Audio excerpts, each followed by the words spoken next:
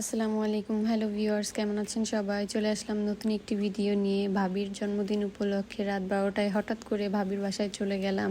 গিয়ে দেখি ভাবি কাটাকাটি করছে, তাকে গিয়ে চমকে দিলাম। তারপরে তাকে বার্থডে উইশ করলাম। সে তো মহা খুশি। আর এটা হচ্ছে ভাবির ছোট ননদ। এইদিকে সবাই একসাথে একটু ভিডিও করে নিলাম সবার। সবাই লুঙ্গি পরা, তাই খুবই লজ্জা পাচ্ছে সবাই।